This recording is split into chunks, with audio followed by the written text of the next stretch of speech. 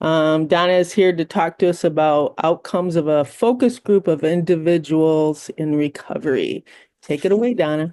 Hey, everybody. Thanks for joining today. In 2024, through a grant we had, Substance Use Stigma Assessment and Response, we conducted three focus groups of people in recovery, one in Grand Traverse County, one in Manistee County, and one in Wexford County.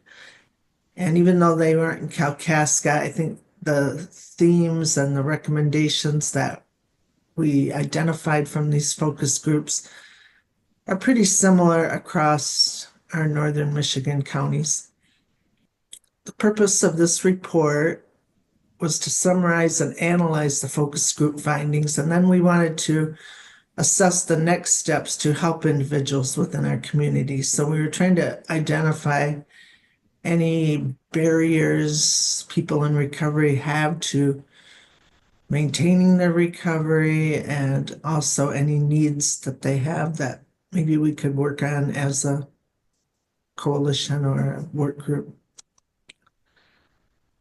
So we wanted to hear firsthand from individuals in recovery about their experiences.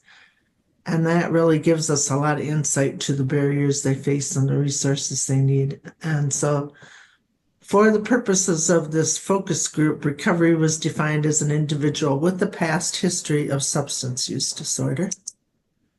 So I'll kind of go through these one by one. I'll give you the Grand Traverse individuals in recovery highlights of the report first.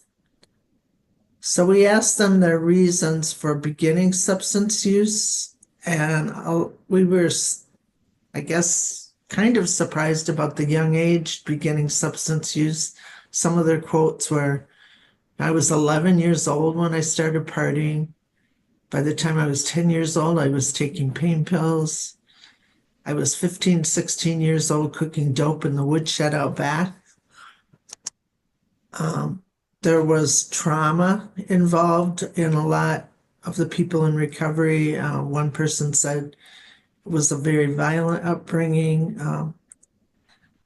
He watched his aunt stab his mother, and at the age of 8, he was beaten up by his cousins.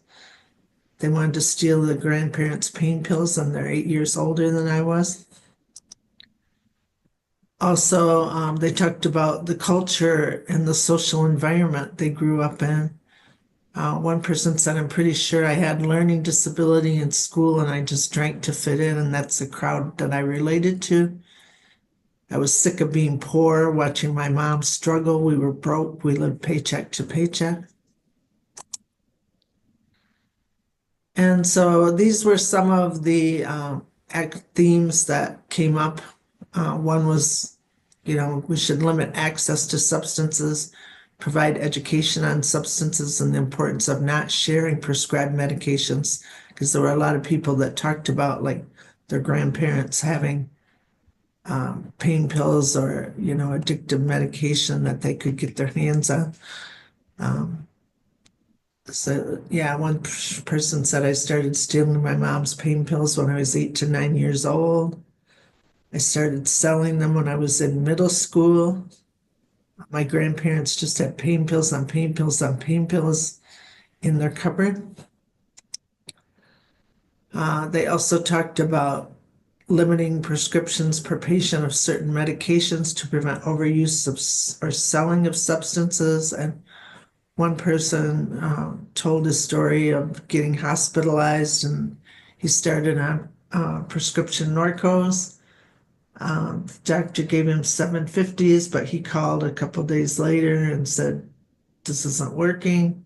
So then he prescribed me 160,000. Then I told him a couple days later I was depressed, and so he prescribed me Xanax. So, this overprescribing can lead to addiction pretty quickly. They also talked about increasing mental health services, providing help for mental health issues, and being able to create healthy coping mechanisms can help decrease substance use and chances of relapse. So one person said, I started taking them initially because of depression. It all had to do with depression and anxiety, not being able to fit in. They talked about decreasing the time before treatment, not being able to get into treatment in a timely manner. So when they're ready to go into recovery, it's important that they could get right in. One person said the treatment center said they won't have a bed for 6 days, so I'm up here nowhere to go. They didn't have any beds available, so I ended up sitting the summer out and part of the winter in the homeless shelter. And then these were their recommendations they thought that we could work on. So coordinating treatment with the mental health services, increasing the spread of resources, and then actually connecting resources with homeless shelters, and then providing education on the safe medication storage. And they thought it would be good to provide education in schools since they tended to start at such a young age with substance use.